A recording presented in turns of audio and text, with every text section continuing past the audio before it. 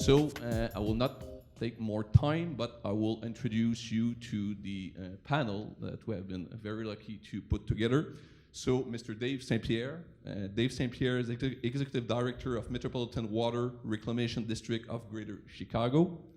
Mr. St. Pierre is representing the largest wastewater treatment plant in the world. Is it true? That is correct. Good. Don't start a fight. So, welcome, Mr. St. Pierre. Kerry Romanov, Director of Environmental Service Department for the City of San Jose, California. Mrs. Romanov is representing the largest advanced wastewater treatment facility in the western U.S. Welcome. Mr. Tom Kula, Executive Director, General Manager, North Texas Municipal Water District. Mr. Kula is representing one of the fastest growing entities in the country, expecting the population to double probably in the next 25 to 30 years, right? Yeah. Welcome with us tonight. Thank you. Mr. George Hawkins, CEO and General Manager of the District of Columbia Water and Sewer Authorities. Mr. Hawkins is representing one of the most advanced entities in the eastern U.S. And finally, Mr. Lou DiGeronimo, General Manager of Toronto Water. Mr. Geronimo represents the largest water entity in all of Canada. So thank you very much for joining us tonight. To facilitate the evening, Dr. Glenn Daiger. Thank you very much. Dr. Daiger, I think it's, I don't know how many years you have been working with us on the workshop, but the first one I think has been in 1997. So you can see the experience and the long relation and collaboration with us. So thank you very much. Good evening.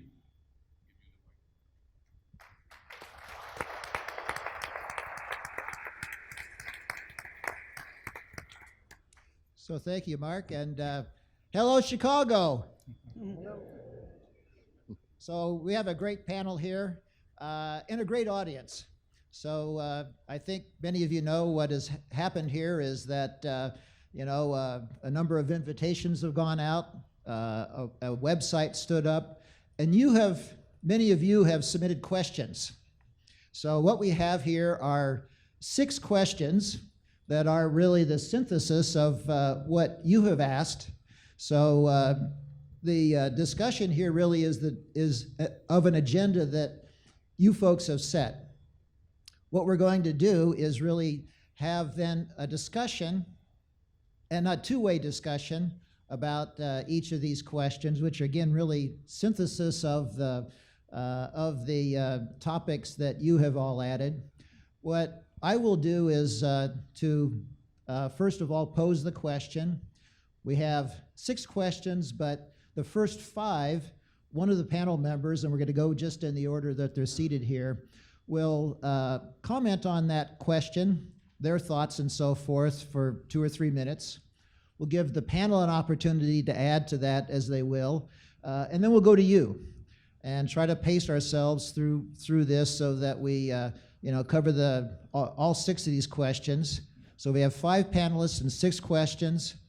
You don't need a supercomputer to do the math to say what's about the 6th question. The 6th question is about the future. So we'll have each of the panelists, and then you talk about the future, because this is what this is really about, right?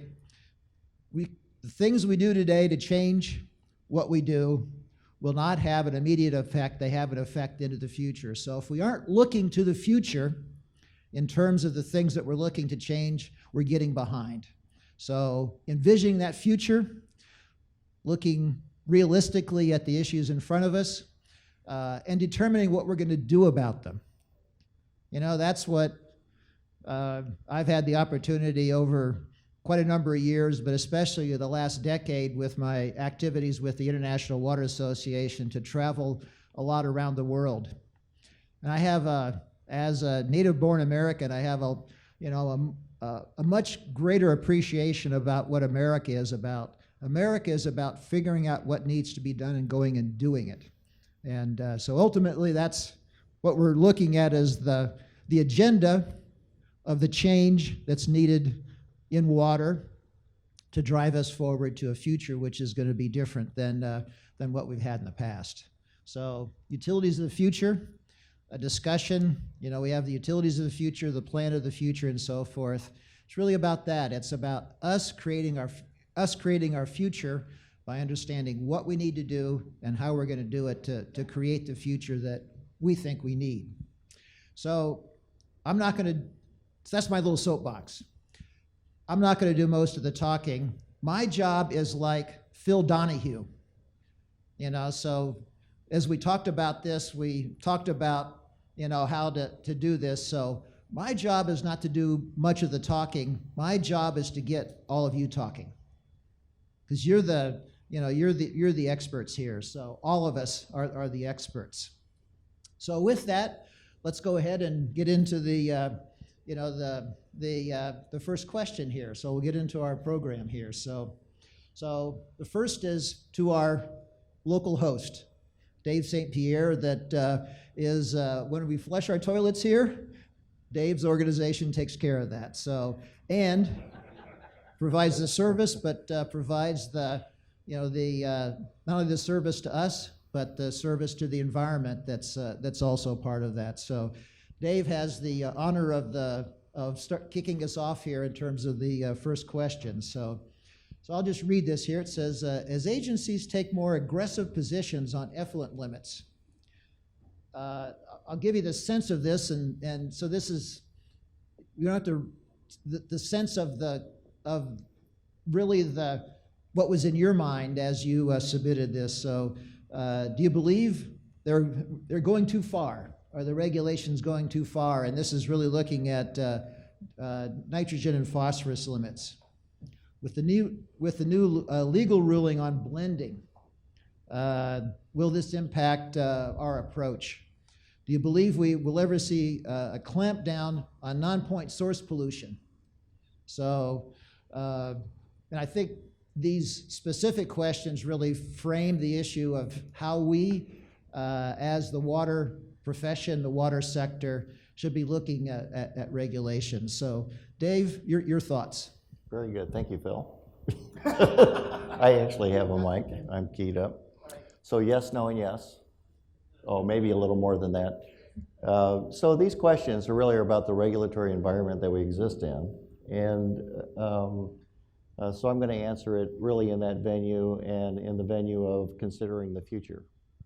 The regulatory agencies have done a tremendous job of giving targets and studying waterways and setting goals for utilities.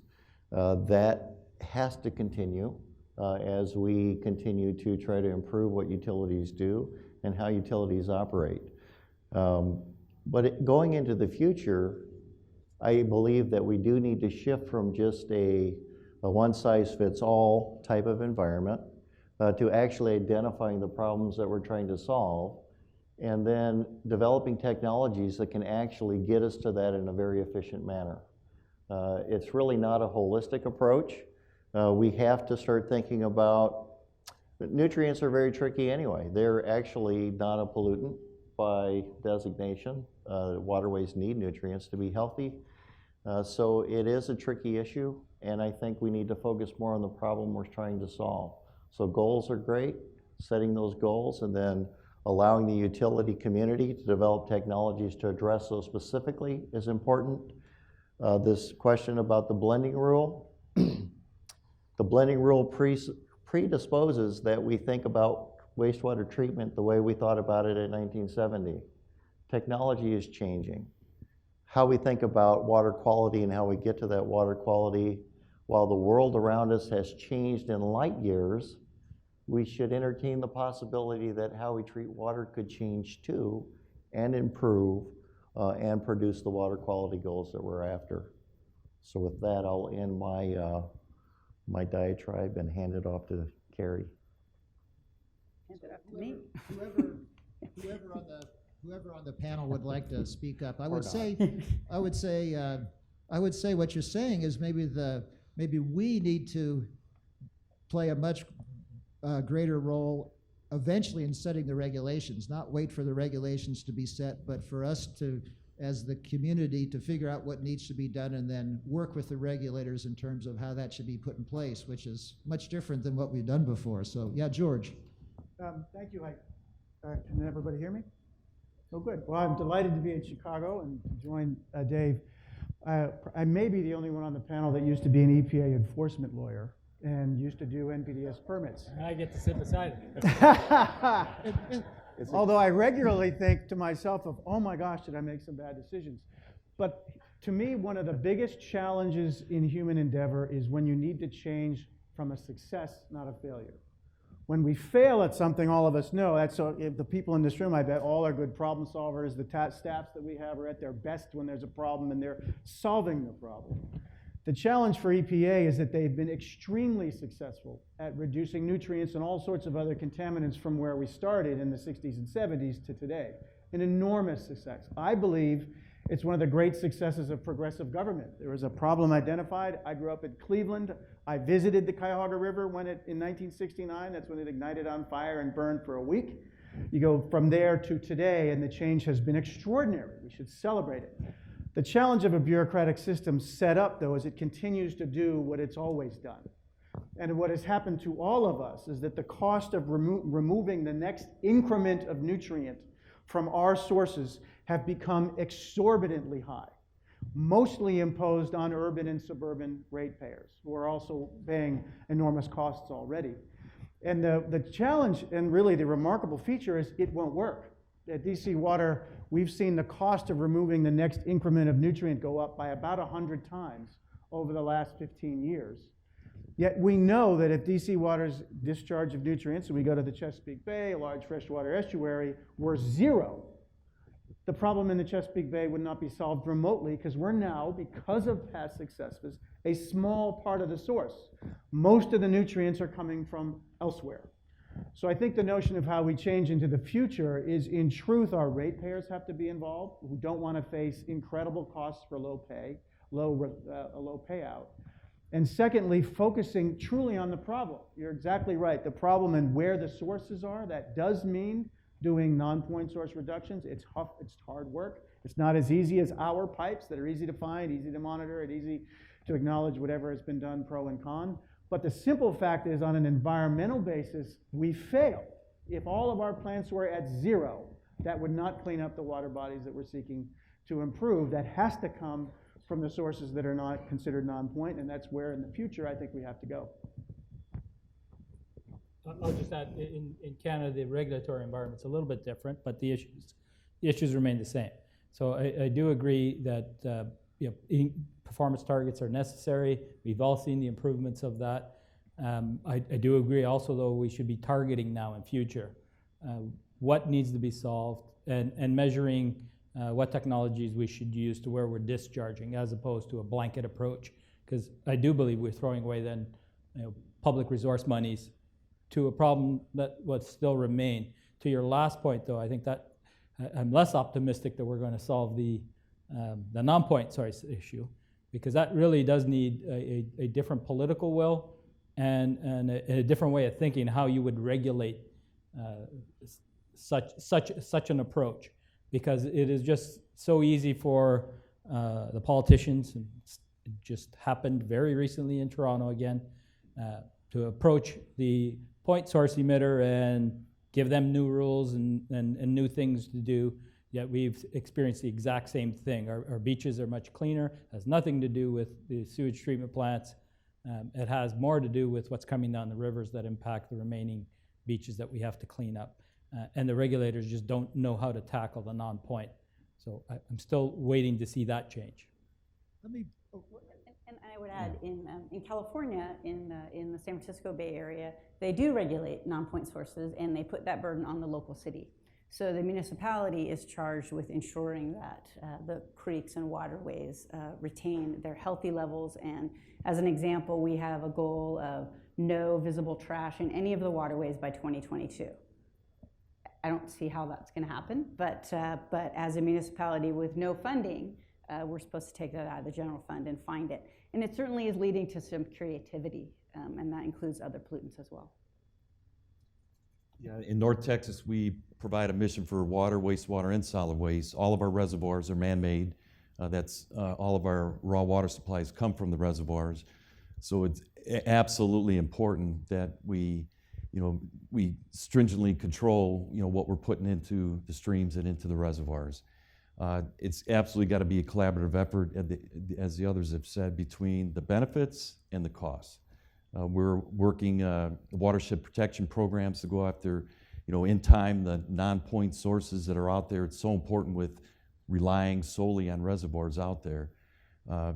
It's going to be an important mission for all of us, and a challenge, because as all of us are dealing with aging infrastructure, new projects, particularly my region is very, very fast growing. We've got a number of new projects that we've got to build to meet that growth. Aging infrastructure, new projects, and now regulatory requirements. If you Google skyrocketing water bills, you'll see that that's happening all over the United States. And it's happening in North Texas as well, and throughout all of Texas. So there's got to be that gentle balance between benefits and costs. Let's go out to the audience here. So again, I'm Phil Donahue. So you remember Phil walked out and he talked to people out and picked. So I'm going to pick someone unless someone sticks their hand up to say something. So there we go.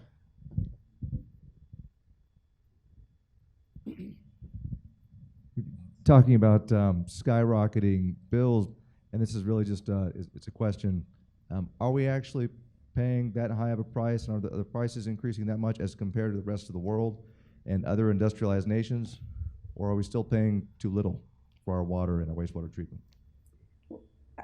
I would suggest we're not paying nearly enough. I mean, your cell phone bill's $100, probably $300-400 a household. Your cable bill's $200, and in my town, our sewer wastewater bill's not even $40 for unlimited use, I might add. So I think we're just not paying enough, and we're certainly not paying enough for potable water as well. You look at our wholesale water rate and what we charge our cities that we provide water to is a quarter of a penny for 1,000 gallons. And just think about that, quarter of a penny for 1,000 gallons. I'm sorry, quarter of a penny for a gallon. It's a little over $2 for the wholesale rate of 1,000. That really would have been cheap. So when you think about it, it depends. A number of consumers in our area, we've just gone through a 4 to 5 year drought where we had pretty severe watering restrictions. They didn't water during the summertime that much, couldn't. But just this last year, we received a lot of rain, lakes filled, and folks started watering the lawns again. So skyrocketing water bills related to irrigation of lawns. And the message is we've got to be smarter, and there's a lot of programs out there, and I might be able to mention one of ours a little bit later, about watering wisely and using that precious resource the best that we can. I think Tom? I'm sorry. Tom, for a quarter of a penny, I was going to retire in Dallas area. Yeah. That was sounded pretty good. I think definitely we don't pay enough for water as a general statement across the country. We don't value water enough, I think, is maybe more in line with the statement. But I do think it's important to spend money wisely. And I think that in context of the question we're considering here, how do we get to a place that we can spend that money wisely? Most of us here are in charge of something inside of a fence and treating something inside of that fence paradigm. And the problems that we're talking about are really outside of that fence.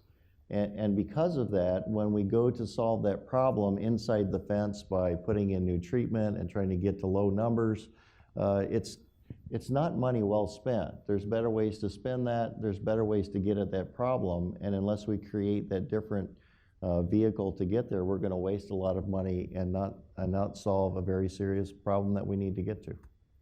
I completely agree. My sense of pricing in DC, we're drinking water, stormwater, wastewater. So we have a full water load, and we think our bill is fully loaded. There are no hidden costs. There's no other agency that subsidizes us. It's on our bill.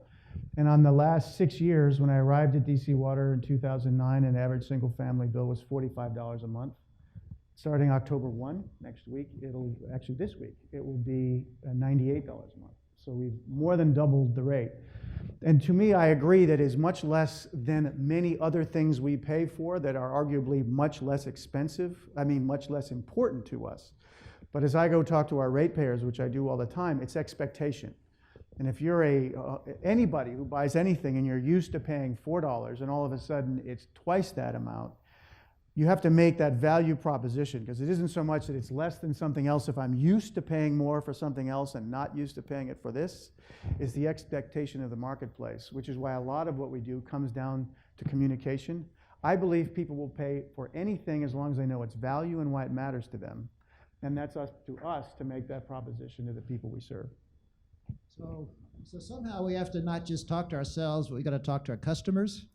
We've got to talk to the regulatory agencies. We've got to talk to the NGOs and so forth, and get everybody on the same page. I think that's one of the things that we're saying here. So thanks. I think let's go on to the next question.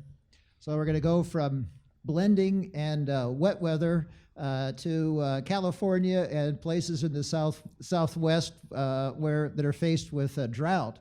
Although it's interesting, there's a perception that drought only occurs in California, a little bit in Arizona, but drought occurs. We had the drought in the southeast not too long ago, and they're even in the northeast. There are places. So this is much more prevalent, and will get much more prevalent than even here in the U.S. than we've seen. Carrie, I have a soft spot in my heart for San Jose. I started working at the San Jose Santa Clara water pollution control plant in 1980, when had the big upset and supposedly killed. Was that your fault? No. It was afterwards that I helped to fix it. Oh, thank you. But this was when the people they concluded that the San Francisco Bay was dead and would never come back, and of course it did. So, So being the West Coast person, really the question that we want you to kick off is looking at reuse. So here are the pieces of questions that you guys said. As reuse becomes more popular, how will utilities address the following?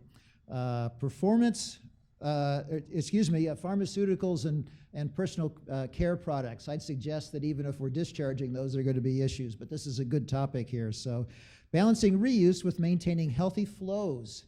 So in some places, and direct potable reuse. My gosh, I'm going to take this stuff and stick it right in the pipes. So after we're done, so some issues that are not theoretical, but are actually being addressed in California and the Southwest. Carrie. Well, great, thank you. Yeah, I think this is just such a huge opportunity, not just for the West Coast, but for the globe.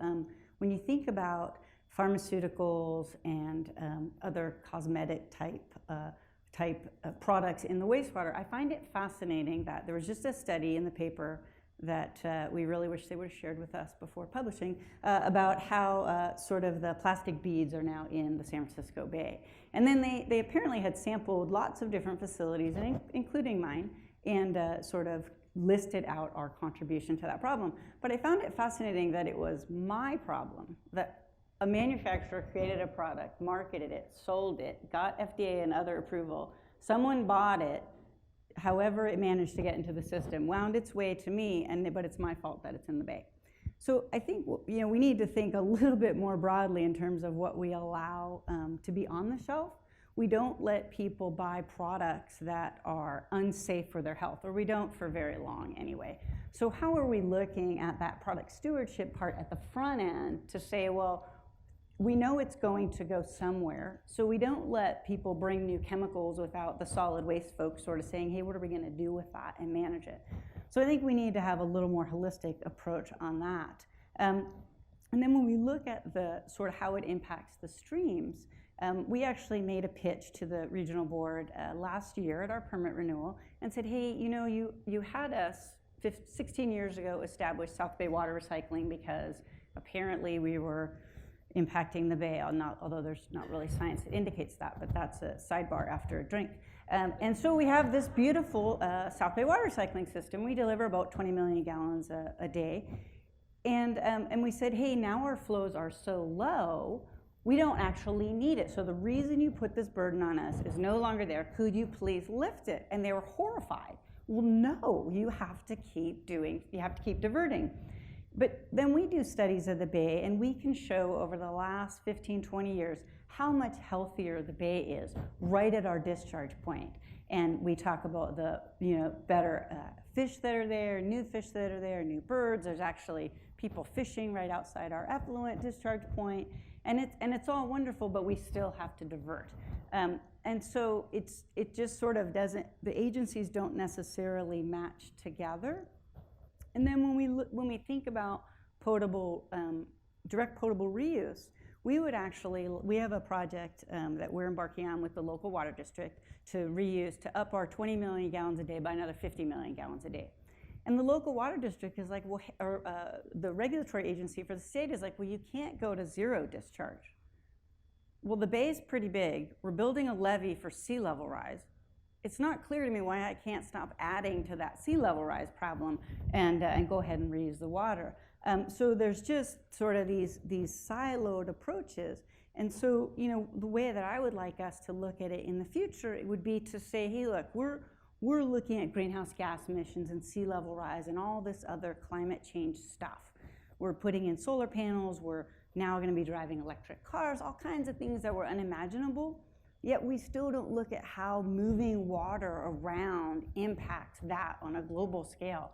So if we were able to directly reuse our water, how much pumping would that save? And how would that save habitat in other places so that we don't have to make those investment dollars in the Delta or in Hetch Hetchy or other spaces? But then on top of that, and one of my colleagues addressed this, how could we reduce our water usage? So, we as a region reduced our water usage by 37% this year. That's amazing. What did we do? We stopped watering our lawns. It wasn't really that painful. My daughter tried not to take showers. That was overruled. But everything else, we can live without it. So in other words, are we reaching into our environment and and destroying or maybe negatively impacting habitat for more discretionary uses of water than we actually need? So I think potable reuse is around the corner in the San Francisco Bay Area. I think we'll do a 50 million gallon IPR project. We'll inject it into the groundwater basin. Someone will ask, gee, that was a lot of wasted money to build a 50-mile pipe when you could have just tapped right into the water source. So which is like not even a mile away. So I think we'll get there pretty fast. Yeah, my colleagues here lay claim to some fairly large facilities, some of the largest in the country, and we're very proud of what we have in North Texas, and that is the largest man-made wetlands in the country. And we've got the land, and it's been in a place for about 6 years now, where it's about 2,000 square miles, so we recycle treated wastewater, the fluent that's been put into the lakes and streams. We pull it back out again out of the river downstream, and then it goes through our wetlands. It's about a 2-week polishing process to remove the sediments, nitrogen, phosphorus. So then we pipe up much cleaner water back up to our main reservoir, which is Lavon Lake. So it's a pretty extensive program, 50 million gallons a day we're putting back into our main reservoir, and we're about to double that. For us, it's a drought-proof water supply. It's always going to be there. So that's important. We haven't taken the step towards direct yet. Other locations in West Texas have done that, but I think many are finding that once they come out of a drought, they might slip back more to indirect reuse. It's a sensitive topic, but we're pretty proud of what we're doing for indirect reuse and recycling water in our area. There's an interesting connection between the first question and the second. And on these beats, and Carrie's right on that the idea that it is, when I was an EPA enforcement lawyer, I used to think of the facilities like I run now as dischargers and polluters. And there's no one thing that I was more wrong about when I was in that job than that factor. And the reason that's important is that all the EPA and US laws, anyways, are built on the polluter pays principle. So if my company makes this table, and there's pollutants that are created in the makings of the table, we charge the cost of handling those pollutants to the company, so it's put into the price of the table. It becomes from an externality to an internality. On microbeads, we should follow the same principle.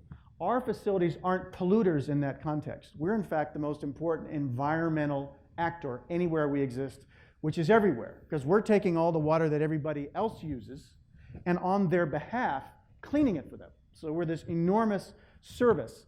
And on microbeads and all, where there's a company that is making cash money for making that product, it is a possible outcome that we're imposed requirements to try to reduce microbeads from our discharge. It's going to be exceedingly difficult, but it's exactly upside down. It should be imposed on the maker of the product who is making revenue from it, and they should handle the issue because they're the ones who are creating it in the first place. Cheaper on that front, and that's where regulation should go in the future. And my last comment on reuse, I get a kick out of it. We don't have as much of an issue on that on the East Coast, but certainly it will go up and down. But this is an old planet. Water has been reused through a waste recycle system countless, infinity numbers of times. So I think it's just a matter of time till water is valuable enough that it'll be worth it, and it's coming. So just to touch quickly on the personal care products. So microbeads, exact same issue we face with media in Toronto, and luckily there our federal government did step in and say they're banning the use of it in personal care product production. Other issues you didn't touch on, but affects wastewater collection and pumping stations in particular, is what they call the flushable or disposable wipes, clogging up our systems, causing all kinds of problems. We've engaged in extensive public consultation with manufacturers and retailers to change their packaging, change their labeling, to some success. I have a staff report going forward very soon to talk about that. With respect to reuse, we don't see a lot of that in Toronto. We're blessed to be on Lake Ontario, so there's lots of supply, but the efficiency side. So that's something that we embarked upon in the City of Toronto in 2004, aggressive water efficiency strategy coupled with water rate increases. And with the two of them together, we saw, I'd say right now over 10 years, a drop of about 15 to 20% sustained drop. So population growth happening with total consumption dropping at the same time. And what you get as the rates went up is a greater awareness of using water and conserving it. And so people were able to offset some of the rate increases by decreasing their per capita day consumption. So for example, when we started a very aggressive water rate campaign in 2006 fiscal year, 9% increases for 9 years in a row, people were paying about $570 a year for drinking water, wastewater, and storm. I have all three, like DC Water. And this year, I did 9 nines, last year an 8% increase, and they're still below $1,000 average household, so 944. So they were able to blunt those rate increases by dropping consumption, but you have to factor that in your long-term financing models. So the microbead conversation, just to add, Illinois did also adopt legislation to outlaw microbeads. Andy, I'm looking at you. Is it by 2016, 2018? But prevention is a better method of addressing these issues. And you know, when I think of the water industry, so in 1972, you know, we've got the Ohio lights a river on fire. Everybody begins to recognize that's a little clue that maybe we have a problem that we should solve. And what we did is we created hospitals for water called wastewater treatment plants.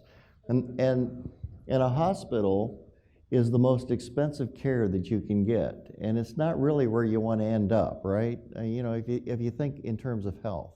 And I think of the water industry really embarking on a different paradigm where, you know, we don't have to hopefully, we don't have to bring the water to the hospital. Maybe if we take care of the water at the source, it's a better way to manage water. And we've learned that in the health side of things. I know in the 70s they came out, Jane Fonda I think had the first one, right? And then now there's so many ways that you can prevent having to go to the hospital. This industry has to evolve that way. We have to figure out better ways to manage water more holistically, more at the source, and keep water out of the hospital, per se. So you'll be expanding Obamacare? Every water drop will have to have insurance, and that's going to be great for the economy. Yeah. So I'm going to remember that's a great phrase. So out here, your comments, your contributions. Yes, Who's running?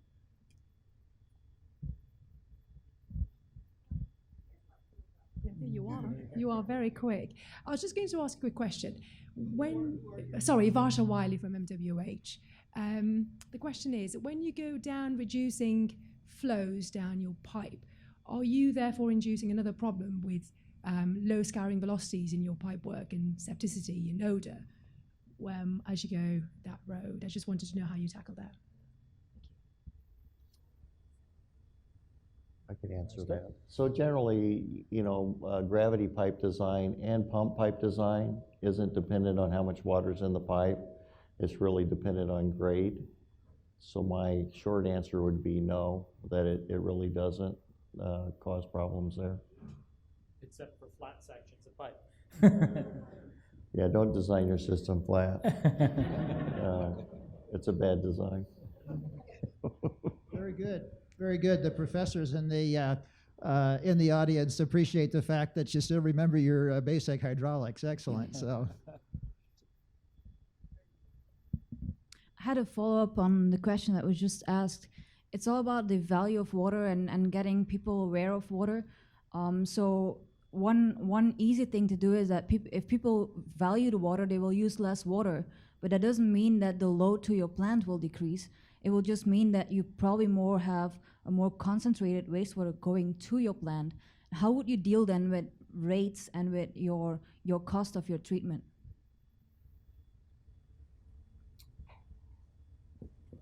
Good question. So one of the things that we've noticed as water consumption is dropping in Toronto, we have seen a slight increase in the strength of the effluent coming into the plant. However, our biggest challenge on our larger plants still remains that we have a combined sewer system. So there's still a lot of inflow and infiltration that needs to be addressed, and it's not just from the rainstorms. Obviously, that's a peaking issue when we have a heavy rainstorm, but that also tells us with an old system designed to have inflow, you're getting that continued blending. So we're not seeing that concentration level reaching critical points, design level points, but on some of our smaller plants, we will see that, and it becomes a challenge on managing the process, particularly on the solid side. And then you do have to look at changing some of your treatment processes. In our area in the Silicon Valley, we charge a fixed fee per residential unit. So it's not based on water consumption. And then for the businesses, there's many variables that feed into what their fees are. But the fixed fee per resident makes it pretty clear, because it doesn't matter to us how much water they use. We have to think, right? Not just do what we've done in the past, but maybe we have to think. For some people, it makes their head hurts, but not for this group. So there's solutions. There are issues, but solutions. Part of the collection system, collection systems even get replaced. So it's not that those pipes are going to be there exactly like that forever. So about 120 years in some cases, though. It takes a while to get to that. Okay, so let's go on to the third question about people. So we can talk about the hardware of utility, that being the assets and so forth, but there's the software of the utility, which are the people, and that's also certainly, I reflect a little bit of it. My hair is a little bit grayer than it was in 1997 when we first started these things, so, but I'm still standing, so as the workforce continues to age, what will the impact be on utilities? How do we attract and retain younger talent? And how do we retain existing knowledge? Tom, please. Well, this is an exciting question, and also want to thank you again for inviting North Texas to this panel. And all of us are in different situations when it comes to where we're at with our workforce, and people are the reason for our success. Our water district is maybe fairly young in comparison to the others. We were created back in the 50s. We served a very small population of 30,000 back then. We grew to 800,000 in the 90s, and then have doubled since to 1.6 million for water. And we picked up the wastewater mission in the 70s and solid waste in the 80s. Right now, we have about 10% of our workforce that is retirement eligible. So the obvious point there is succession planning is very, very important. But for us, we're growing. So not only what's really important is to continue to develop the talent we have within our workforce to take the step up. But we need to bring in and recruit new talent. What's absolutely key is a strategic plan that focuses on people, your core values. We've got a wonderful mission as water utilities to speak about core values, about trust, about service, about reliability. Those are the things that we've worked into our core values, how we think of ourselves, how we want others to think of us. It's really an exciting time to be in the water utilities. Might have in the past been boring or thought of as boring, but it's absolutely exciting times. We need innovators, we need solutioneers, we need folks that are thinking ahead to help us, build in best use of the water, nutrients, energy. I mean, it's just a combination number of things where it's an exciting time to be in our industry. We've got to get that right talent that's out there. You got to pull them in. It's the messaging of what we do and how important it is. I can't emphasize how important that is. And then once you get them in, you got to retain them. So a lot of time has got to be spent in retaining that talent so they don't drift elsewhere. It's a challenge for all leaders to fuel the passion of your people, to challenge them in all that they can provide for your organization, continue to develop their skills, take care of them, reward them, and make them feel part of a winning team. I spent 32 years in the Army. I was part of that winning team, and I really, really learned how important that was. And there's a lot of transition in an organization that large. And then to bring some of that spirit and that importance of being on a winning team, I can't emphasize that enough. We've got a great family atmosphere in our North Texas Municipal Water District. Now we're infusing new talent into it, keeping the good things that are important to retain about our culture, and then adding to that. So it's an exciting area, a challenge, because we're all kind of competing for the same people. So are consulting firms that want qualified experts and technicians and engineers out there. So you got to put your best foot forward and sell your message as best you can. I have now budgeted for about 560 staff. We ran about a 25% vacancy rate for almost 4 years. And in the last 3 years, I've had a 60% turnover. So I've lost 60% of all my staff, including wastewater. The good news is I got 60% new, really excited people. But we've really learned how to train people much faster and how to integrate them much faster into our organization. We hire a lot on personality and cultural fit at the bottom end. So we instituted a new plant attendant, wastewater attendant program where I can get a kid out of high school or out of that automobile industry or airplane industry that's not going as well anymore. And we can train them to be a certified operator in 18 months. We can certify them to be a mechanic right out of high school in 18 months and fully functional on our facility. So what we're now looking at is how do we make sure we're balancing the generations throughout the facility. There's a lot of promotional opportunity though, but again, as I talked to my council members just the other week, we did a tour and they said, this is such a great opportunity, why don't more of the kids in my district know about it? And I said, well, there's always that problem. It's at the end of the day, you're at the bar, you're looking for a date. Hey, what do? I work at the wastewater plant. I don't know. So we've got to kind of change that a little bit. We did rename our facility, so we got a new name, a new logo. We're now the Regional Wastewater Facility, much better logo. But we're really focusing on the environmental end. We do job fairs where my operators and mechanics are the ones that go. And we bring any big, giant, fun equipment those high school kids might be interested in. We're also teaching classes at the local junior colleges. We teach them on our facility grounds, and I pay for the entire class. So I tell the junior colleges in California get money from the state based on number of people in the chairs. So I fund 30 chairs for every class. We get it in their course materials. We get people knowing about it. I only have 10 kids in this class, but we'll keep building on that. And then we'd really ideally like to be a regional training facility, because we are one of the bigger facilities, and to avoid some of the poaching. But we've also started it so when you come in at the bottom end, I really want local kids, because the people from other jurisdictions, from Fresno and other places, don't tend to stay. So we've been a little bit of tracking. The cost of living is very expensive in the Silicon Valley. So we focus in on local kids, and I believe my ratepayers, and they validated this, will pay more to ensure a local person gets the job rather than someone from further away. So we're investing $500,000 a year over 4 years in curriculum, so that there's testing. We're only hiring people that will work off, I can't say iPads, but tablets. So we're putting technology in there and making it much easier to do the cultural change for the new people. My existing staff, I don't care if they use an iPad.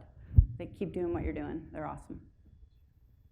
My sense of this issue is that, and I totally agree with what has been just said, that this is not going to be as big a challenge in our industry in the years ahead. I think the problem came from when you talk to some of our older employees. By the way, being Phil Donahue is kind of funny, because I bet my kids have no idea who that is. But we all do. But the question, if you talk to some of the older veterans at any of our enterprises, and one of their claims to fame is that they're so good at what they do is that people don't even know about it. You walk up, you turn on the water, boom, it's there. It goes down the drain, boom, it's gone. And we're so good at what we do, the United States, unlike almost anywhere else in the world, you don't even think about it. And that's a positive attribute. That positive attribute has had some very challenging consequences. I mean, I never tell anyone who works for us that they work at a wastewater treatment plant. You're cleaning the water of the world. Every living organism on the face of this earth relies on what we do, bar none. It's the only element that is essential to every living organism. And it is connected to the theme of this whole notion. What's happening at our utilities, and I've heard stories about each one of them that are creative and innovative. Whenever anyone asks me for what do you want to do in your life, do something where you're doing something that matters, where you're working with really good people, you're solving interesting problems, it's creative, and you work like a team. We've got every one of those attributes. And all we do is when we start talking about it, you want to do innovation? Come to our industry. You want to matter to your community? Come to our industry. You want to do something that helps your neighborhood? Come to our industry. You want to find a new idea that we will back if it's a good idea. I tell my employees, we had 21 start last Monday, said, you come up with a world-class idea, we will figure out a way to make it happen. And what we're finding is you start telling that story and people come. And I think they're coming to our industry when they, by the way, some of the other benefits is that we're not going anywhere. There's lots of industries that you work in that 10 or 15 years later, you're not sure whether you're still going to have a job. Yes, we'll change. There's going to be more disperse this and disperse that and to change our industry. But this industry will exist 100 years from now, 200 years from now, 300 years from now. And that is a great place to go and make a wonderful career. I'll just add, I won't get into the broader strategic frameworks because we face the same challenge.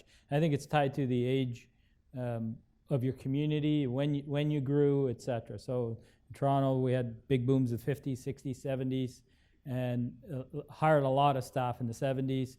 Guess what? I've got about 50% of my unionized workforce that's 50 years old or over. I got about 17% that's 60 years or older because our province eliminated mandatory retirement. So I have staff in their 70s still working. And some of my millwrights in their 70s are still our best millwrights. So we won't usher them out too quickly yet. But the key thing that we found is zeroing in on your specific problems. Because some are more easily solved than others. Operators are a huge challenge. We're level class 4 facilities, so it takes 4 to 5 years to train someone up to be fully certified. I have to pay for that training all the way through, and I worked arrangements with our unions to accomplish that. And now we're starting to backfill that. I still have a ways to go to deal with that demographic issue. But another key challenge that we had was a few years ago with engineers, attracting good young engineers to come into this field. And we embarked on a trial, hiring 7 engineers straight out of school and putting them through engineer and training program. They have to work 4 years to become fully certified. And we gave them that challenge, saying, the one thing we're going to guarantee you is we're going to move you around after 1 year. So you're going to start in one part of our organization, and you will move to another part, and you'll move to another part, and you'll move to another. So you have 4 different experiences over your 4 years, and then you can pick where you want to end up. And that was an extremely successful program that we've rolled that out now, and we hire 3 every other year, and we have another division that's going to start a program hiring 3 new students right out of school, training them as engineers, and we're starting to share. One's a construction delivery arm of ours. We're the operator, maintainer, and that's what I think is the challenge in keeping people. So talk about retention, keep it interesting, let them experience all parts of the organization, let them decide as they move along in their career where they might want to specialize or where they want to spend some time. So those are some of the things I think that have to be put into the workplace to attract them and keep them. So problems are problems only if we don't do something about them, right? That's true. That's really what you guys are all saying about this, that if we do something about it, look at it in our own context, but if we do something about it, this problems can be solved. So I appreciate that. Anyone from out here? Anyone from out here? I'm going to put Rhonda on the spot. Oh, I won't.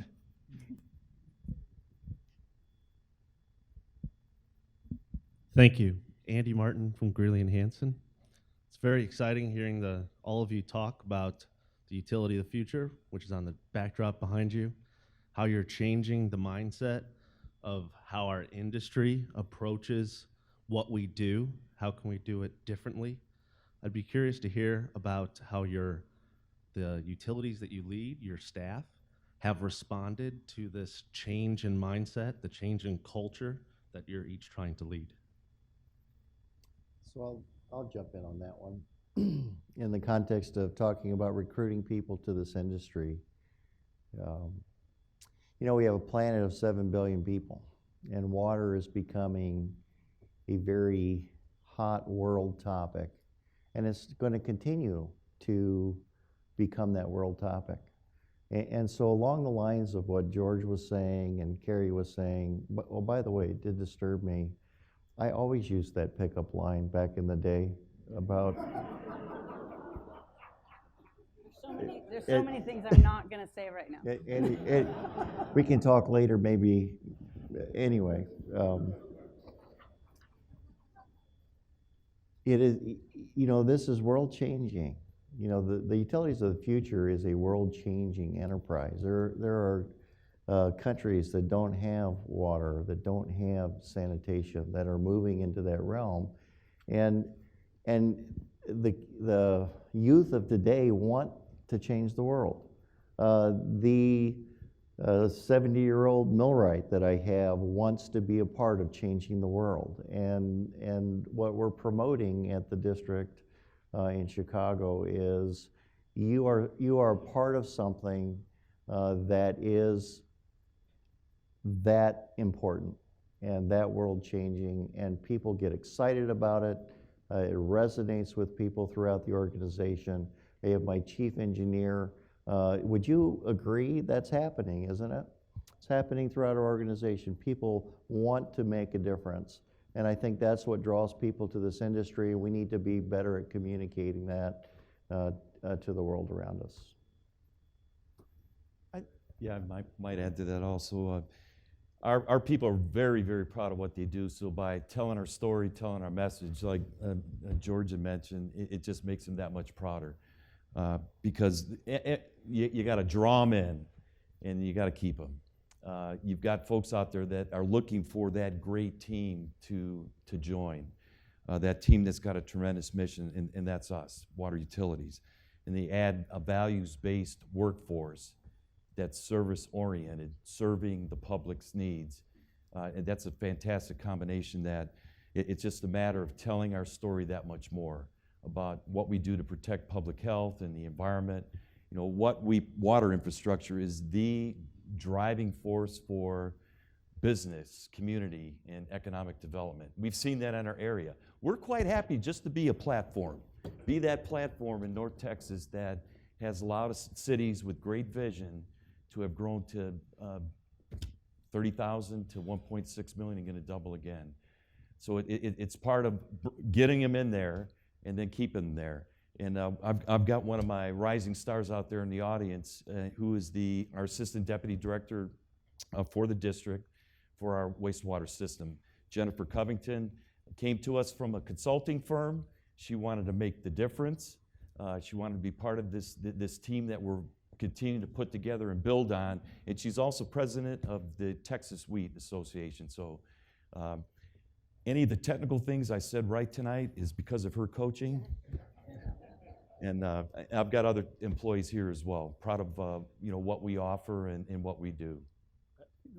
I was going to say real quick, I think that's an excellent question. Because in this context, I agree with everything that's been said. The challenge that we find at DC Water, because the changes that are happening actually sometimes mean that the younger employees know more about the new things rather than the typical situation where it's the reverse. And we have a lot of wonderful, dedicated staff like you. I mean, we just did our service awards, and we have 45 years, 40, 35, 30, these incredible folks that were in the industry when it wasn't very much of a big thing to be. But they're aware of how the work was done before. And now we're using sensors and infrared and sonar and all these new techniques throughout, and SCADA and all these new systems that are coming in. And the question, I think, is a tough one. How do you take the veterans who do remember, they walked out, oh yeah, there's a valve over here. I remember they have this incredible knowledge of how the system works as an operational matter. But a lot of the mechanics of how we're managing the system are changing very fast. And at least our answer to that, and it is a challenge, that is premised on every employee has a chance to change what they know. I tell our veterans, you know the system better than anyone. You've been doing this work. Why don't you come up with the next idea? And we've created innovations platform that have a social media every employee can join in. The first innovation that we highlighted was actually one of our older employees who figured out that the pick that's used to open up a manhole, if you had an extra bar on it, it was easier on your back because you could stand up straighter, sort of like one of those bent shovels. We now use that as the example of our innovations program. We come up with our video on innovations. It's that, and he designed it, he welded it in the shop, and now we're tilting it out as that's a much easier way to open. And that's the sort of thing, if every employee knows that whatever you do, come up with an idea, if it's a good one, we'll run with it. You're part of this too. That's one of the ways we're trying to draw our veterans into the same sort of mindset. Quick thing I'd add, just on pushing the culture, very much what you're doing, Carrie, and I applaud you for getting your staff out to the job fairs. What we're finding is hiring good people out of school, giving them great opportunities, they are your best ambassadors. And so now that engineering training program I spoke about, we know we're getting some of the top young caliber students applying to that program. Why? Because their friends and colleagues are there, and they're talking up how much fun it is to work in our organization and the challenges that they face. Right out of school, they're tackling big projects, and they're telling their friends, and it works its way backwards. So they're the people that are letting everyone else know what we're doing right now. We've also have our mayor talk about the wastewater facility on a regular basis, and we seed articles in the local paper, so everyone kind of feels, they still don't feel they're as well recognized as the police department, even though we protect public safety, but certainly getting our group to feel a part of the city has been really important. And then our mayor and our co-owner's mayor will go out to events on a regular basis at the facility so that they can help demonstrate how important it is. And that really helps a lot too. I could relate to what you're saying, George. I've got a couple of my new teachers here, the couple of, going into the university, I bring some things, but the folks that are that are coming into it and bringing all the new things, so it's a team, isn't it? You teach each other. I think that's the key, is you teach each other. So let's go on to the next question, which is about resource recovery. So DC Water now recovers a lot more energy. They're looking to recover phosphorus and so forth. So So we're looking at a variety of things that we're looking to not just treat water, but really to become much more resource efficient. And I think we're doing it not only, we're doing it to be good for the planet, we're also doing it strategically, because actually if you're producing things that people want rather than things that they don't want, life is a lot easier. So, but what are the drivers? So this is for George. What are the drivers you're seeing? Because you're doing this. Decision-making process. How do you decide what to do? And what criteria are you using to evaluate potential solutions? It's a great question, and I'll start with my answer in sort of an odd place. I just had the incredible privilege of going on a safari in Kenya. And one of the things that I saw there, which I'd seen on TV, but now I saw it, was a dung beetle. And they sort of rear up on, I'm not sure if it's their front or back, but they push these little pieces, mainly of elephant dung, into a hole, and it's what they survive on. It's a food. And it reminded me of a fundamental principle of ecology, which is the waste of every organism is the food for another. And that's where we sort of come up with at DC Water. There's no such thing as waste, there's only a wasted asset. And we don't have wastewater, we have enriched water. Because it comes to us with value. You can bottle that. Well, we're doing something similar. In fact, on October 7th, we're kicking off and christening our $500 million discretionary investment in a giant new facility that takes all of the biosolids that we have coming into Blue Plains. And Blue Plains, when we always say we're the largest plant, we mean largest advanced wastewater treatment plant. Chicago's is much bigger than ours, but a tertiary full treatment. It's a giant facility. I'd love to have you come visit. But to give you a sense of scale, from that plant on any given day, before we put in the system, a tanker truck of biosolids, which is not the length of this room, but it's not far off. They're huge tanker trucks. We had 60 of them a day, 60 tanker trucks full of biosolids that were being carted off the plant. And and a lot of money is spent handling it with filter presses and all the steps that go through in manufacturing and preparing the biosolids before it leaves. Biosolids, I love the word, all the stuff we're taking out of the water that we don't want in it. But what we realize is it's so full of value.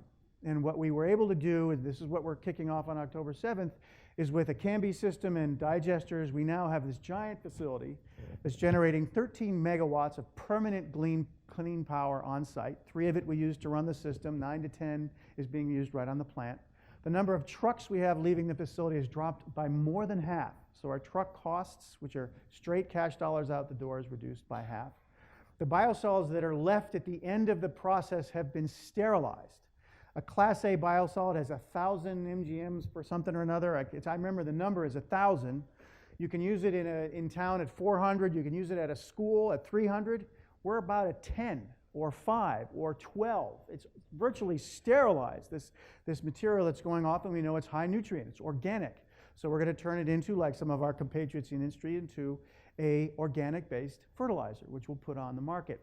So from one investment, we're generating enormous quantities of energy, $20 million we spend a year on energy at Blue Plains. We're reducing our truck traffic, we're reducing the fuel and all the costs of that. We're now generating an organic, rich, very clean biosolid that we can put on the market. And all that was with something we had to spend so much money on already. So it's really fascinating. And the challenge that we have in our industry is how to do that with everything. And how to make the decisions. And there's the features of what it took to persuade our board to make a $500 million discretionary investment. So this is not driven by a consent decree, a permit, a requirement, or an obligation. This was a choice by the board.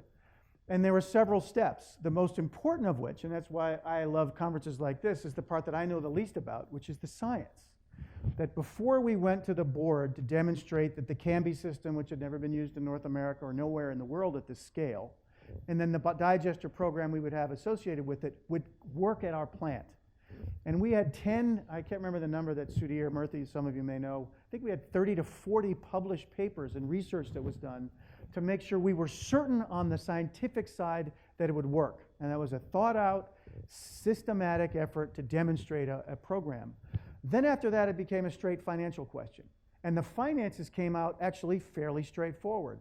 If we did not make this investment, we have a permanent long-term cost of the treatment. We had to spend probably more than $100 million on updating the filter presses anyways. So it's not like if you buy this money, you're not going to pay. You're going to pay for the existing system. You have a Class B biosolid in the old system, which could be any day subject to more regulation. So it's this reliability and risk itself out there. Then you have all the benefits that come with the new. And the situation actually ended up being a relatively straightforward decision for our board to invest $500 million of ratepayer money on once the science was set.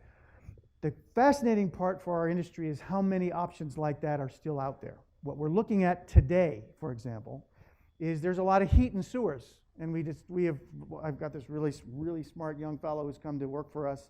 And the heat doesn't change much winter to summer. And it's deep enough in the ground that it's very stable.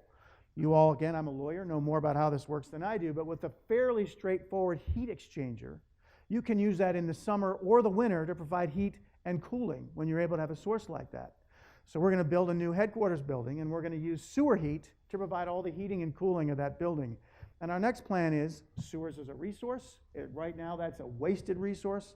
Could we build a utility that would be located where we have all these big sewers coming through, which is where our pump station is, generate heat and cooling, and supply all the buildings in the area, which is, again, the idea of taking what is considered a waste. It costs us so much money to handle it, but it's ours. We already got it. And how do we turn it into a revenue? By the way, it connects to the point we were just talking about. That's what the young folks love coming in to try to do. Let's try some of these solutions. And it generates revenue. It can generate cost reductions. It can generate, our carbon footprint is going down by 1/3. You tell your young employees that you are solving climate change in large measure by doing things like this. It has all these multiple benefits. So I think the economics and the equation, one of the aspects of priced at the margin going so high and water becoming so dear is that these recycling and reuse of taking a waste into an asset now become viable. The science and technology is here, and now I think we have the steps in order to implement it. It's really exciting. So our strategic plan right now, we have a vision statement. It's recovering resources, transforming water. And we're targeting 4 resources to recover right now. One is energy. One is water itself. So we have a reuse project that is in the, I think it was identified as one of the top 10 ideas in the city of Chicago. And here we are, we're on Lake Michigan. 21% of the world's fresh water supply, and we're going to be building a 10 MGD water reuse plant in conjunction with American Water. So water is a valuable resource. You can use it more than once. Biosolids, we produce 144,000 tons of biosolids a year that are Class A, that we're looking at ways to, we actually just had Illinois this past year in Springfield adopt the Class A designation, because prior to that, all biosolids were a waste product, and it's very difficult to get rid of a waste product. So adopting the Class A now allows us to have it identified as a resource, and we're looking at ways to get that out into the marketplace. Energy, we're looking at building we have digester capacity, I believe, that can take in about 2,500 tons a day of organics. We're starting at our Calumet facility, utilizing its digester capacity, taking in 440 tons a day. We'll be processing, again, converting that to natural gas, cleaning that up, selling that back to the pipeline with RIN value attached to it, and with, God bless you, California non-carbon credits, yay, that really make it a viable enterprise to get into. We evaluate it based on really running a business. We're looking for return on investment. We're looking for value chains. I didn't even mention our phosphorus facility that'll be starting up this month. Give or take. Nobody turned away. That will produce, it will produce 10,000 tons a year of recoverable phosphorus, water-friendly, very high-quality fertilizer. I do think this issue of figuring out resources in water, We talk a lot about the infrastructure gap. We talk a lot about, and our idea to date has been, let's get the federal government to pay more. The value for our infrastructure gap is not going to be found in the federal government paying more. It's going to be found in identifying processes that can recover the value of the water that we have and recovering resource value. There's some real exciting things we're looking at in algae that could be transformational. I won't go into that in detail, but it's this issue that's going to really transform the way we look at these plants that we have. So I'll build on that because I agree with you on the economics. It usually takes a while for the economics to play out and then becomes viable and everybody looks at you and says, well, why isn't everyone else doing it? And so in the city, and I won't focus on wastewater, I'll focus on what the City of Toronto did with drinking water. And that's our Deep Lake Water Cooling project that we're a partner in. And this is an initiative that started in late 90s, commissioned in 2004, and it teamed up an entity that was owned by a pension fund, and the city actually owned a percentage of it. It spun out of our district heating business, essentially coming with a district cooling system, taking the cold water off of Lake Ontario that we pull up for drinking water purposes.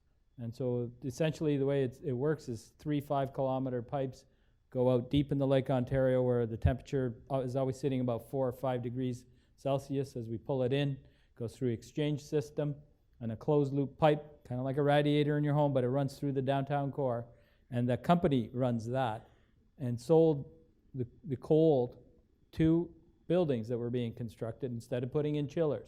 So the offset on greenhouse gas emissions from chillers for electricity use to using this resource, which we're using the drinking water anyhow. We just collect it, it warms it up a little bit for us, but not too bad. And we push it out into our distribution system, and they just run a closed loop around it. It took significant commitment, political will to get it going, but after 5, 6, 7, 8 years, the city and the pension fund was able to sell it, and now it's owned by a private company. And we as Toronto Water still have an operating agreement with that company and have to work with them, and we collect some revenues from what we call the energy transfer fee. So the transfer of that coal to their system. And so it is now an economical system. In fact, they want to look at expanding it. So it puts challenges on us because we can only push so much water through that plant and through the middle of the city. But again, once you have a challenge, you look for a solution and see if we can't help out there. So there's a different way of approaching another part of the business. So heat and cooling. Yeah, I just have one question I want to ask George. You available for hire to come talk to my board? Actually, I've got a very supportive board. We're a fairly young utility, and we are right now considering the investments in anaerobic digestion. So we're headed that route, and we absolutely understand the cost savings, taking trucks off the road, some of the other positive impacts of being a better neighbor to the communities around us. It's just a win-win kind of thing. Other areas that we're looking at offers up some opportunities for public-private partnerships, and that's another area that we want to explore with methane coming out of our landfills or turbines that generate power on very, very large pipelines that we've got to transfer water from one reservoir to another, and then what we're going to do at some of our wastewater plants. So lots of opportunities out there, and I'll be talking to you. Thanks. Audience out here. Yes, sir. Yes, sir. Be right there.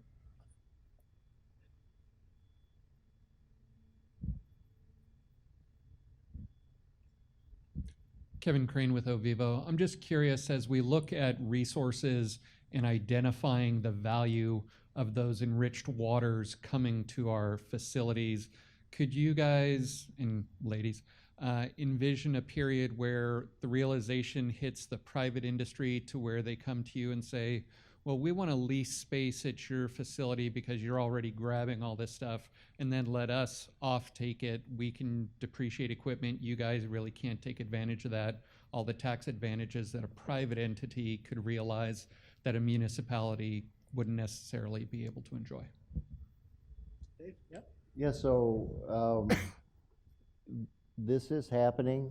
So one of about a week ago, I was approached by a group that's working with British Petroleum and United Airlines because in Europe, they have airlines that operate in Europe have to have 20% of their jet fuel that's derived from biofuels.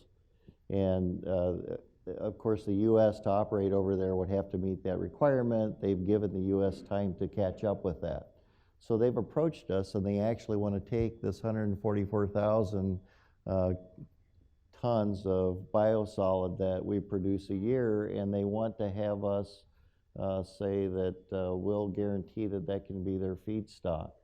And they'd like to invest in a plant that could produce, of course they would have to add to that feedstock, but that's a private opportunity. They would like to put a plant on our landscape.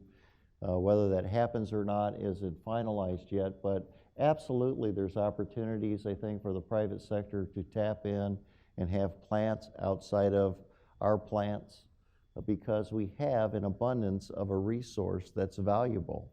And there's some processes that can't afford to operate without large quantities of resources that we can provide at a very good rate.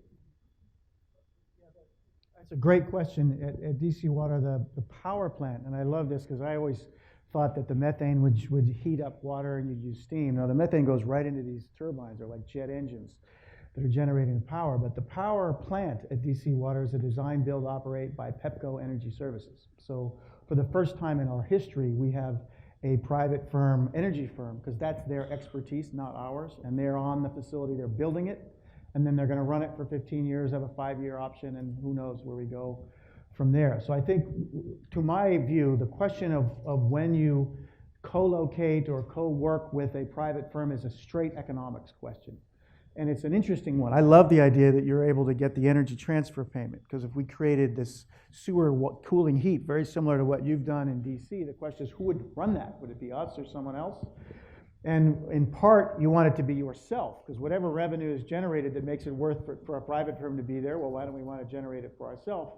Unless the institutional benefits that the private firm can gain, like the depreciation and other tax benefits that we can't, makes it worth it for them to do it while still paying us a payment that essentially renders us economically whole. So I think the options are absolutely out there. We're now expanding because of all these things beyond where our sweet spot is.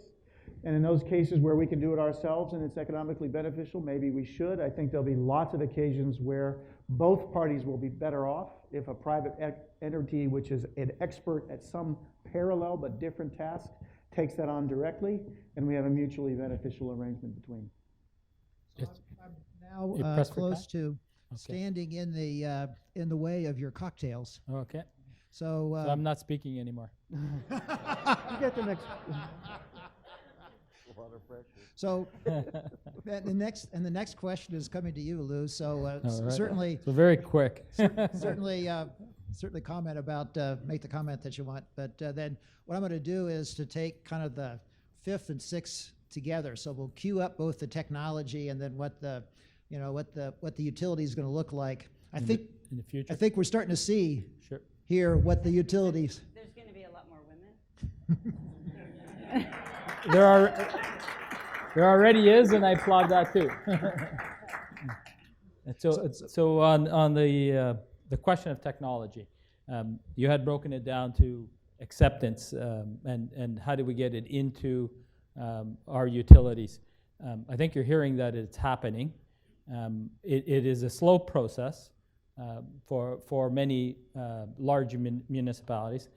Because we are risk averse. You have to sell a board or a political body on making a significant investment. $500 million is not an easy investment to pitch. It takes many years of work to prove it. And so we like to see it proven elsewhere, smaller scale, pilots. Those are ways to introduce it into the industry and show that it can scale up. But the big challenge that I find is equipment companies and consultants who hear these great stories. It could be a great success story. So where are you going to find the next opportunity? You have to then look at the municipalities that are out there, sufficient scale, and assess where they are in the life cycle of their plant. Because just because it's a good technology doesn't mean I'm ready to make that investment today. If I have a solid treatment process in place, it's meeting all my requirements, and I've got another 20 years on it, why would I jump the queue and make that investment?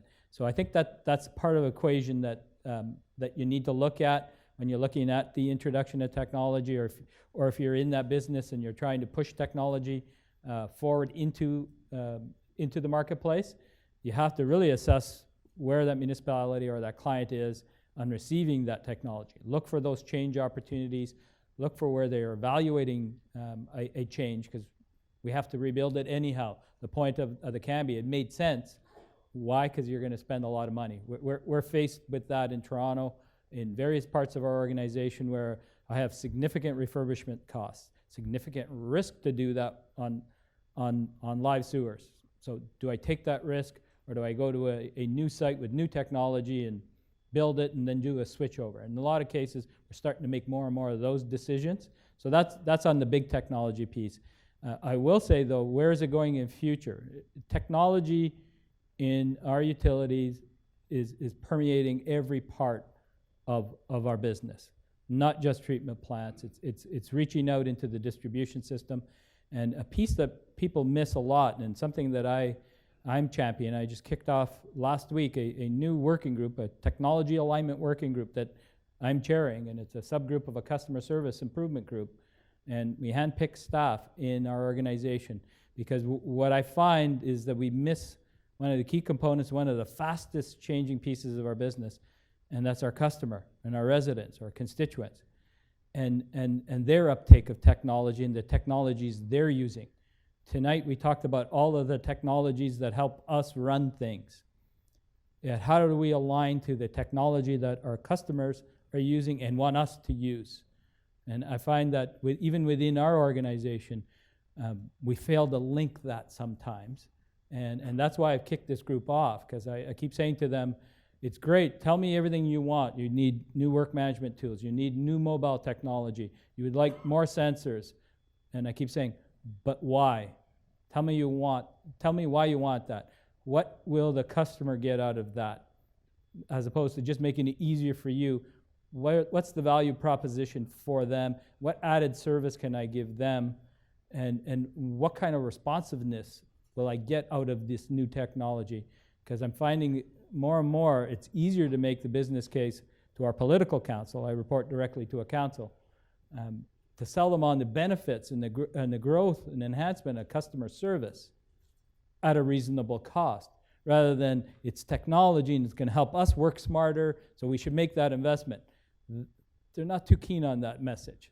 They like the message of what will the residents get out of it. So that's where I see the convergence, and that if we get it right, our technologies will be secondary to the main technology of which the public is using.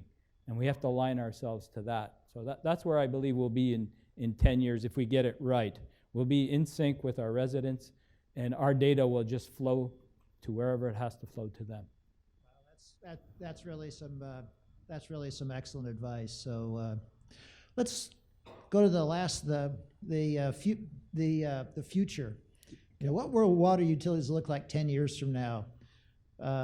And do you expect major regional differences? So maybe we'll go in reverse. We'll let our host have the last word. So Joe or Lou, we'll start with you and kind of work around. What will it look to like Dave. in 10 years? Well, it's a nice benchmark, because I've been general manager now for 10 years. Just celebrated a recent anniversary, and so I reflected back to say, what did we look like as a utility 10 years ago, to what do we look like today? And so I could tell you that you can go into our treatment plants and you'll see change, but you'll see very slow progressive change. It does not happen overnight. Then you'll look in other parts of our organization, And we are completely different than what we were just 10 years ago. And we're doing different things. And the expectations of us have absolutely changed over the course of that 10 years, from a political level, a regulatory, and the customer service component. So when I look at where will we be in 10 years from now, I think we're going to be much more customer centric. In the past, where we used to get a complaint letter that could work its way through the system for a few weeks, till now you get emails on Saturday morning, and I get them directly to me. And people will yell at you that you didn't get back to them Sunday. So you're getting that kind of speed, and that's where I think our utility needs to be 10 years from now, is fully integrated at all levels, which is a big challenge. Toronto Water's 1,700 employees, 8 facilities, 5,000 kilometers of pipe of each in the ground. Well, how do you make all of your staff work in such an integrated fashion so information can flow immediately to deal with those types of questions that come to you, and everyone expects an immediate response, an immediate reaction? That's what's changing. How are we going to cope with that change? And I keep saying to our staff on customer service front, and I do notice our Director of Water Treatment is here, and he shares the same philosophy. When we started the customer service program, we asked our treatment plant staff, what is your role in customer service? And most said, well, I don't deal with the customer. I'm just in the plant, until you started that conversation to say, well, you actually produce the water they drink. And so you have a very big role in providing customer service. You are manufacturing their product for them. And as they think about it, they slowly have changed their mindset. So that's what I think we need to do, is get everybody aligned together. The technologies become secondary to achieving then that ultimate goal of providing the best service we can, meeting all the regulatory requirements. But I'm really focused on the customer service front. That will really drive the change in our industry. I very much agree, and we have Andy and Lisa. Andy is our full-time social media employee, and Lisa handles those calls that come in and emails 24 hours a day, 7 days a week, including from congressmen and senators. I think that my view on what's the utility going to look like in 10 years is the pace of change is going so fast now. You look at 10 years back or 10 years back, there were long periods of time where our industry didn't change much year to year. Now the change is dramatic. Whatever someone says our utility is going to be in 10 years, I want to be there 3 years from now. And we just have to hurdle in the future. And I completely agree. I don't think in 10 years you're going to notice a difference between a private or a public utility. And utilities are not going to be just something that we do when you get it. We're going to be service enterprises. And if you're a customer of ours, we actually have been able to improve our reputation in DC because we respond to emails 24 hours a day. And Andy will respond to a text that comes to us instantly, and we get a response quickly. That's our chance to do better and to improve the way the public perceives us. But now when we look at that member of the public as someone we serve, well, we only ever thought that we served you from where you connected to our system back to our plants. Well, you hire all this work, you do all these things on your side of the meter. Could we offer some of those services to you? On the inside, what are the services we do? We have something called ART. It's our full bench scale lab, which we built for our own purposes. So we needed it. But now that we have it, why don't I offer that service? By the way, we do. Anyone needs a bench scale lab, we've got it, ART. We'd be happy to do it for a very, very reasonable price.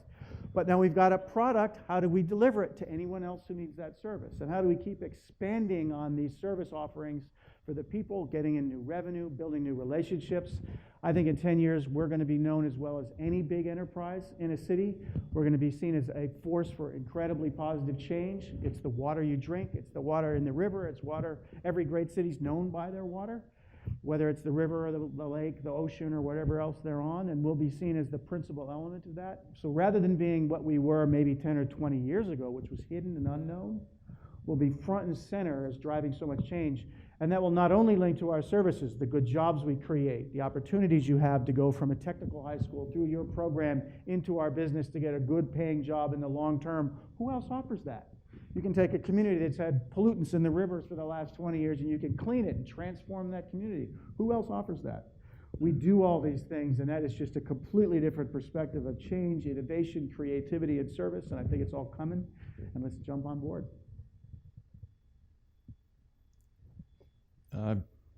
Kind of along the same lines. We all operated under the radar for probably a number of years, and more water utilities are coming out into the spotlight.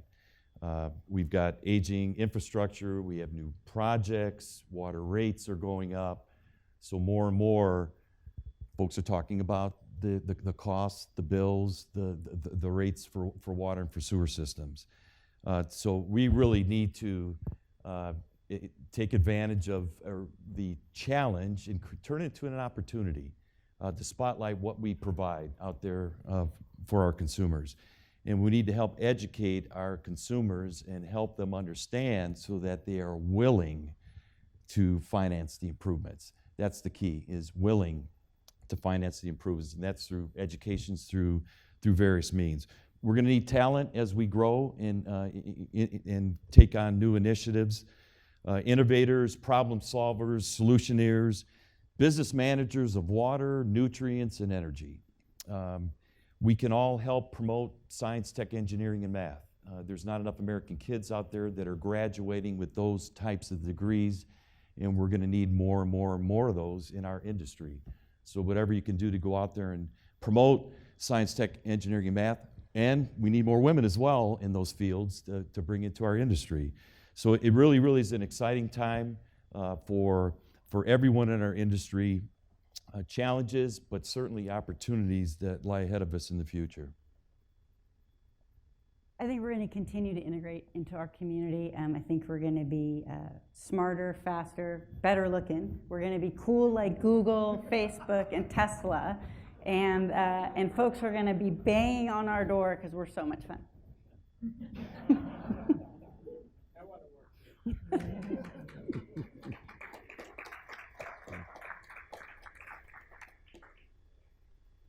So I'm trying to figure out how to get my eyes to roll up in my head and then say, in the future, the water will, I think the water utility of the future, I hope,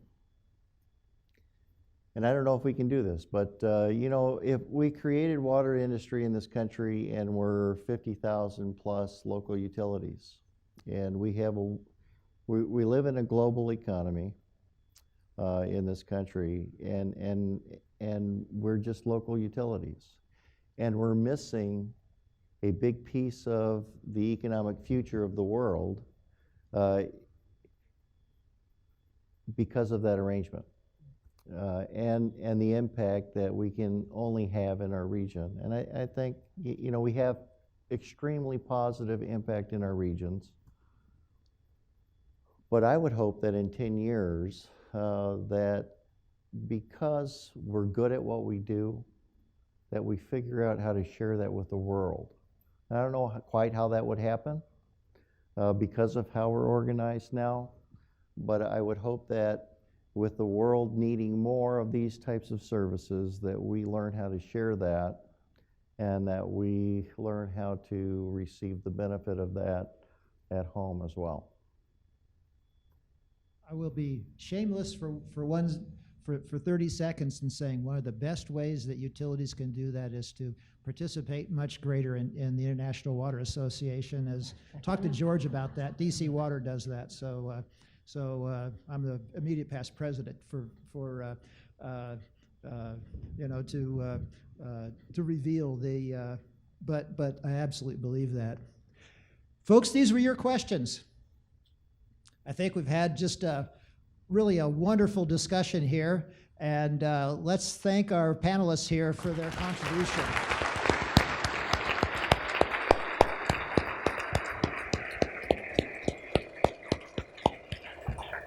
Before I turn this over to Jim Porteous, let me just say one thing myself. Tell you just real quickly a little story. A few years ago, I had really one of the most inspirational moments that I've ever had. I was involved with a workshop in Atlanta looking at sustainability in the city of Atlanta.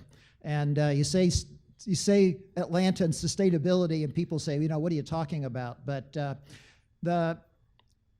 folks were getting pretty discouraged when they started looking at this. And so this beginning of the second day of this workshop, they turned to a woman by the name of Renee Glover, who had been part of that community for decades. And Renee had been involved in the Olympics. And everybody looked at the Olympics as a turning point for the city of Atlanta. So they looked at Renee and, how'd you do that? She said, when we won the Olympics, said we didn't have money. We had all these promises. We didn't have money. We didn't have organization. We didn't have all the things that we needed. We knew we needed to do this. But she said, if you know what you need to do, we'll figure it out. She said they had the essential elements, which were determination and vision.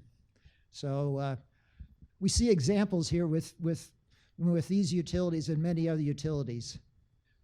I absolutely agree that the future is going to be much different than what the past has been. But I believe we know what we need to do, and then we'll figure it out. That's all we need to do. So, Jim? Thanks, Glenn. Again, thank you very much to our panel. I think it was certainly inspiring for me, and gives me a lot of food for thought, how we should be investing our dollars to help you guys. Because last year we did a workshop on what we thought the flow sheet of the future would be.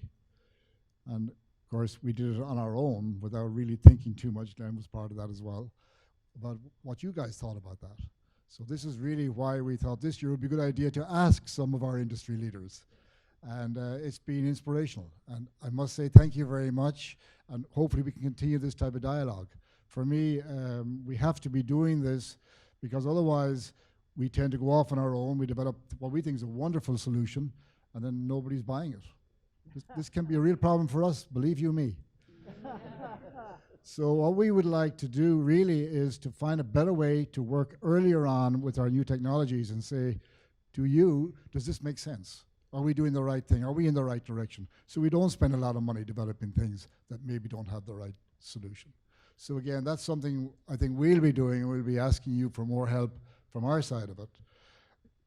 We've been supplying equipment here for 90 years. And actually, almost every one of your plants has some of our equipment going back over the years. But it's not enough, I think, just to be an equipment supplier anymore. We have to find a way to be truly part of this, to allow you to leverage our expertise and what we've learned over the years. So we would hopefully try and do that better in the future as well. So again, with that, I'd like to thank Glenn for doing a wonderful job, as always. And of course, thanks to the audience. Thank you for giving up your Sunday night. And we appreciate that, and for all the questions that you asked to help us to get this put together. So again, let's head for the bar. Thank you.